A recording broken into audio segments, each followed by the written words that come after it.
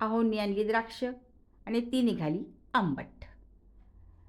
बोलायची सोय नाही आहे, म्हणायचं नाही, गुपचूप काय करायचं ते करायचं. तुमच्या घरी पण असंच आहे ना? तर बघा, मग मी ठरवलं की आज आपण या द्राक्षाचं करूया तोंडी लावणं, चटपटीत लोणचं. चला मग रेखाच्या कुक हाऊसमध्ये करूया द्राक्षाचं चटपटीत तोंडी लावणं. आता हे द्राक्ष घेतलेली आहेत, छानपैकी धुवून घेतली आहेत मी.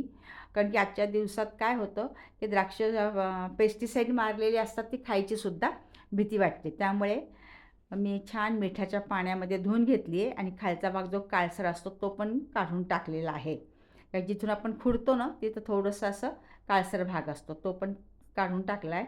आणि याचे छानपैकी तुकडे करून घेतलेले आहेत. तुम्ही एकाचे 2 तुकडे करा, 4 करा, जसे तुम्हाला आवडतील त्याप्रमाणे तुकडे करून घ्यायचे छान. आणि अगदी घरातलाच मसाला टाकायचा आणि पटकन आपल्याला हे तोंडी लावणं करता येतं. तर आपण काय केलं, याच्यात काय काय टाकायचं आपल्याला, तर इथे आपण थोडंसं ना तेल घेतलं आहे, अगदी किंचितसं तेल, फक्त परतण्यापुरतं ह्या मेथ्या वगैरे. तर त्यात अगदी थोड्याशा तेलामध्ये मेथ्या पण मी अगदी थोड्या घेतल्यात. कारण की आपल्याला एक बाऊलभरच करायचं तोंडी लावणं, अगदी तात्पुरतं, आपल्याला काही ठेवण्यासारखं करायचं नाही, पटकनी करायचं आणि पटकनी खायचं. तसे हे जिरे पण त्याच्यात टाकलेत 1 चमचाभर. जिरे आणि मेथ्या छान लालसर मस्त खमंग वास सुटला आहे, तो परतून घ्यायचा आणि गार झाले की खलबत्त्यामध्ये क्रश करायचं आपल्याला. याची जाडी भरडी पूड करायची आहे, जास्त आपल्याला बारीक पीठ करायचं नाही आहे. हे असं छान भरडून घेतलं की हे आपल्याला मिश्रण या द्राक्षामध्ये टाकायचं आहे. 1 चमचाभर होतं, जास्त पण नाही होत आपल्याला, कारण की आपला बाऊल पण छोटाच आहे. हे मिश्रण टाकलं की नंतर आपण याच्यात टाकायची मोहरीची डाळ. मोहरीची डाळ तुम्ही बाजारात आणलेली असेल तरी चांगली, तर नाही तर इथं मी काय केलं आहे, 2 चमचे मोहरी घेतली, खलबत्त्यात अशी अशी भरडली आणि तीच भरडलेलीच मी डाळ म्हणून याच्यात टाकलेली आहे. अगदी छान ओरिजिनल मस्त अगदी खमंग चव लागते. थोडीशी हळद.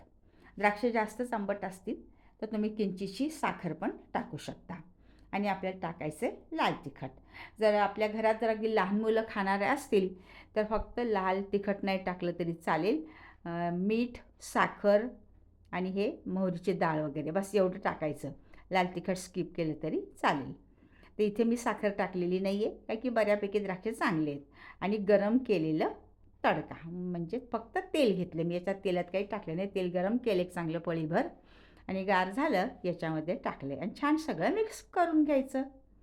काही तोंडी लावायला नसलं ना की हे अगदी झटपटीत होतं. आणि सध्या तर द्राक्षाचा मोसम आहेच आहे बाजारात, भरपूर द्राक्ष, छान छान द्राक्ष बाजारात येत आहेत. तर तुम्ही हे असं वेगळं धरतीचं छान तोंडी लावणं म्हणून तुम्ही करू शकता. करायला पण सोपं आणि चवीला तर भन्नाट लागतं. नक्की करून पहा तुम्ही. हे लोणचं तुम्हाला नक्की नक्की नक्की आवडेल ही माझी खात्री आहे. आणि बऱ्याच जणांनी तुम्ही केलं असेल, पण ज्यांनी केलं नसेल अवश्य करा. आणि जे कोणी नवीन असतील, अजूनपर्यंत माझं साध्या सोप्या रेसिपीसाठी चॅनल सबस्क्राईब केलं नसेल तर माझे चॅनल सबस्क्राईब करा. आणि रेसिपी आवडली असेल तर कमेंट टाकायला अजिबात विसरायचं नाही. आणि तुमच्या मित्रमैत्रिणींनासुद्धा शेअर करा ही रेसिपी आणि आवडली तर मला सांगा.